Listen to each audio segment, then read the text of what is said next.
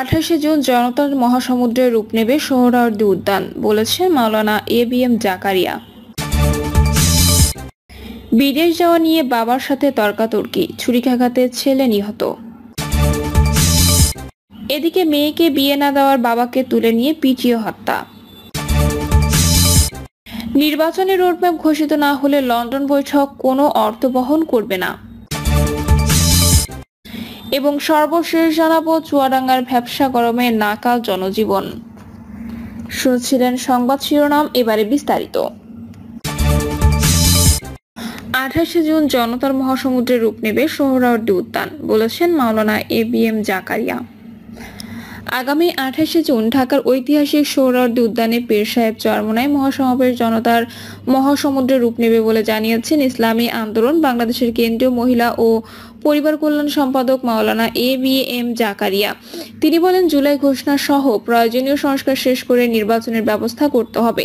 মাওলানা জাকারিয়া বলেন, স্বাধীনতা 54 বছর যে পদ্ধতিতে নির্বাচন হয়েছে তাদের জনগণের শতভাগ জনমত প্রতিফলিত হয়নি, বরং কালো টাকা ও পেশি শক্তি ও অবৈধ অস্ত্রের প্রভাবে নির্বাচন প্রশ্নবিদ্ধ হয়েছে। তাই 24 পরবর্তী নতুন বাংলাদেশ বিনির্মাণের পদ্ধতি পরিবর্তন করা সময়ের দাবি।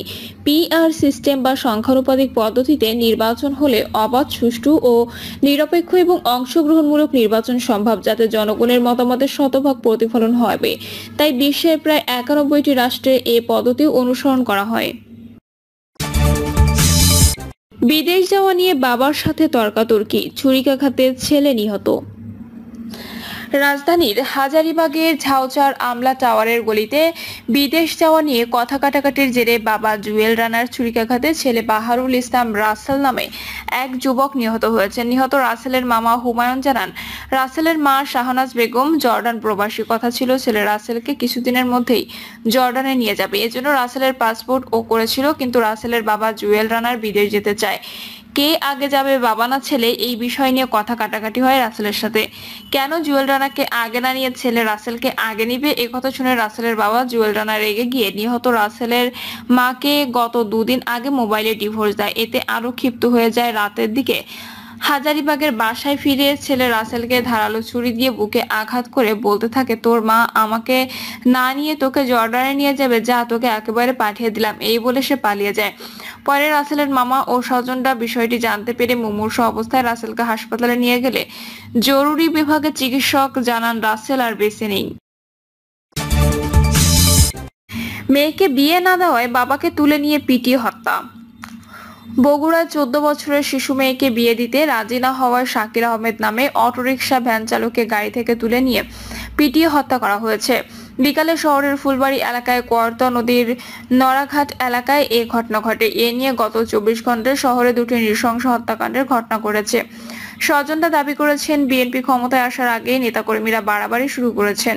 স্বেচ্ছাসেবক দলকর্মী জিতু ও তার লোকজন এই হত্যাকাণ্ড ঘটিয়েছে। পুলিশ তাৎক্ষণিকভাবে জিতু ও তার সহযোগী মতিকে আটক করেছে। ফুলবাড়ি পুলিশ ফাঁড়ির এসআই জোবায়ের ও এ তথ্য দিয়েছেন। পুলিশ নিহতের স্বজন ও স্থানীয়রা জানান, নিহত অটোরিকশা ভ্যান চালক শাকিল আহমেদ বগুড়া শহরের শিববাড়ির শাহী মসজিদ লেনে মৃত হানিফের ছেলে। তিনি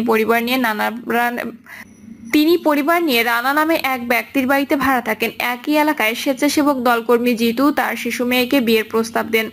শাকিল এতে রাজি না থাকায় তার সঙ্গে জিতুর বিরোধ সৃষ্টি হয়। এর জের ধরে দুপুরের আগে জিতুর সাথে শাকিলের হাতাহাতি হয়। এক পর্যায়ে শাকিল ছুরিকাঘাত করলে জিতুর হাত কেটে যায়। বেলা 3টার দিকে শাকিল বাড়িতে লুকিয়েছিলেন। এ সময় জিতুর নেতৃত্বে তার সহযোগী মতি, মমিদুল, বিপ্লব, সুমন প্রমুখ শালিকের ভাড়া বাড়িতে আসেন। তারা মারপিট না করায় আশ্বাস দিয়ে শাকিলকে ধরে ফুলবাড়ি এলাকায় কর্তা নদীর নড়াঘাট এলাকায় নিয়ে যায়। সেখানে তারা শাকিলকে বেদম মারপিট করে ফেলে যান। স্থানীয়রা শাকিলকে উদ্ধার করে বগুড়া শহীদ জিয়াউর রহমান মেডিকেল কলেজ হাসপাতালে নিলে বিকাল 6টার দিকে চিকিৎসক তাকে মৃত ঘোষণা করেন। স্বজন স্থানীয়দের উদ্ধৃতি দিয়ে ফুলবাড়ি পুলিশ ফাঁড়ির এসআই জোবায়ের জানান, শাকিলের 14 বছর বয়সী মেয়ে আছে। একই এলাকায় স্বেচ্ছাসেবক দলকর্মী জিতু ওই মেয়েকে বিয়ের প্রস্তাব দেন, কিন্তু শাকিল তার শিশু মেয়েকে বিয়ে দিতে রাজি ছিলেন না। এ নিয়ে দুজনের মাঝে বিরোধ সৃষ্টি হয়। এর জের ধরে শাকিল প্রতিপক্ষ জিতুকে মারপিট করে। এই প্রতিশোধ নিতে জিতু ও তার লোকজন শাকিলকে বাড়ি থেকে তুলে নিয়ে মারপিট করে। হাসপাতালে নেওয়ার পর চিকিৎসক শাকিলকে মৃত ঘোষণা করেন। সদর থানার ওসি হাসান বশির জানান, জিতুর রাজনৈতিক পরিচয় নিয়ে এখনো নিশ্চিত হওয়া যায়নি। হত্যায় জড়িত থাকায় জিতু ও তার সহযোগী মতিকে আটক করা হয়েছে। অনুদের ধরতে তাদের অভিযান চলছে। নিহত জিতুর বোনরা বলেন, বিএনপি ক্ষমতায় আসার আগেই নেতাকর্মীরা বাড়াবাড়ি শুরু করেছে।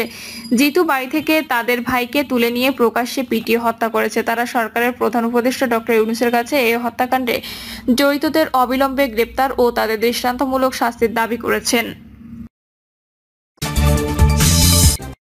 নির্বাচনী রোডম্যাপ ঘোষিত না হলে লন্ডন বৈঠক কোনো অর্থ বহন করবে না।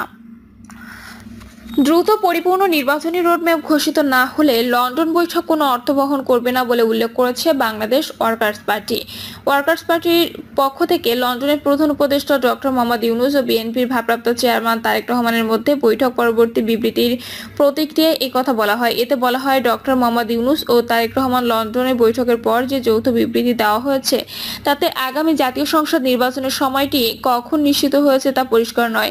কারণ যৌথ বিবৃতিতে যে শর্ত বিবৃত হয়েছে তাতে সংশয়ের দোলাচল থেকে যাচ্ছে। বিবৃতিতে বলা হয়, নির্বাচনের দাবি তুলে এদেশের সব গণতান্ত্রিক রাজনৈতিক দলগুলোর প্রধান উপদেষ্টার সঙ্গে আগে অনুষ্ঠিত বৈঠকগুলো থেকে যে দাবি উঠে এসেছিল তা ডিসেম্বর 2025-এর মধ্যে সম্পন্ন করার লন্ডন বৈঠক সেই গোলপোস্ট সরে গেল। বিবৃতিতে বলা হয়, জন আকাঙ্ক্ষা ডিসেম্বর নির্বাচনের দাবির ভিত্তিতে ছিল দেশকে দ্রুত গণতন্ত্র উত্তরণের পথে নিয়ে যাওয়া, দেশের আইন শৃঙ্খলা পরিস্থিতি দ্রুত ফেরানো, রাজনৈতিক সরকারের অধীনে দেশ পরিচালনার ম্যান্ডেট স্থির করতে না পারলে বর্তমান পরিস্থিতির আরো অবনতি হবে। ওয়ার্কার্স পার্টির পক্ষ থেকে বলা হয়, অন্তর্বর্তী সরকার গত 10 মাসে তেমন কোনো সফলতা দেখাতে পারেনি। পাশাপাশি দেশে মৌলবাদী সাম্প্রদায়িক শক্তির ক্রমবর্ধমান উত্থান ঘটেছে। শাসন ব্যবস্থায় নয়া ফ্যাসিবাদী প্রবণতা বাড়ছে, যা গণতন্ত্র উত্তরণে বড় চ্যালেঞ্জ হয়ে দাঁড়াবে। সুষ্ঠু নির্বাচনী পথও রচনা করতে পারবে না।